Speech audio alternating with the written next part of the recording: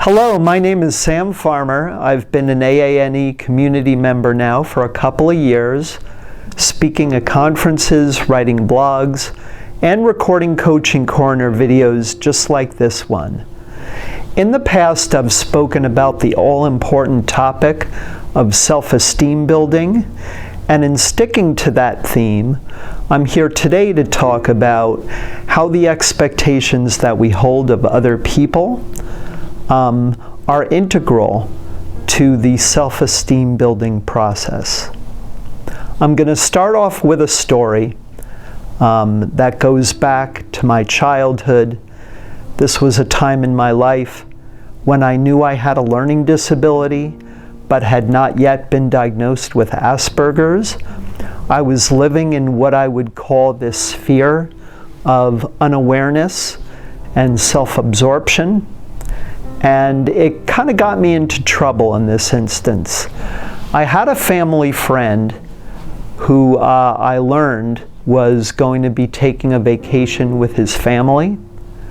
I was under the impression that I was invited to join them, in spite of the fact that there was no talk of any preparations, no dialogue between his parents and mine, that I just thought, hey, I'm going on vacation with them, even though I was but a family friend, or really just a friend of one of them, expecting to go on this vacation. I make it halfway up the road, only to find that they had already left. I felt crushed. I fell to the sidewalk with my hands and knees on the ground, with the clothes that I had gathered also on the ground, sobbing, wondering what happened here. I thought I was going on vacation with these folks. Apparently not. Unrealistic expectations. Perhaps something had been said in jest, maybe, about me going with them that I took literally. I had a habit back then of taking things that were said to me at face value. Wasn't very good at all, really, of reading between the lines. It got me into trouble. When you set expectations that high, and they are broken because they're too high to begin with, no doubt it is going to compromise any effort that you're trying to make at building self-esteem, at developing a sense of who you are.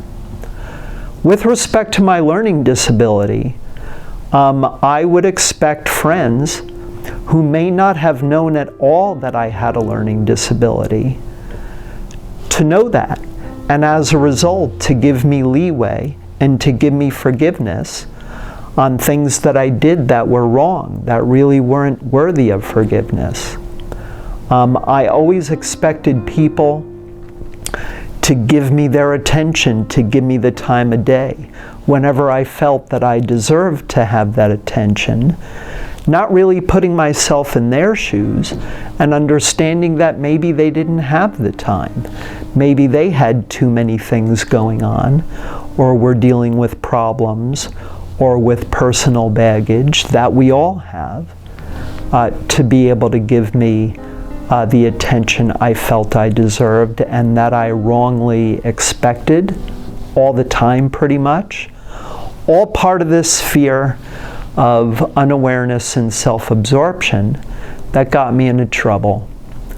Over time, as I got older, as I learned lessons the hard way, as I was getting help from my parents, from my closest friends, from various clinicians who I've worked with over the years, I finally reached a point where it occurred to me, wait, I'm expecting way too much of the people in my life, that it would greatly benefit me to bring those expectations down to earth, and therefore, in expecting less, in expecting realistic things of other people, I wouldn't be setting myself up to be let down or to get upset and I could therefore continue to work on my self-esteem without it being compromised. Thank you very much, and have a good day.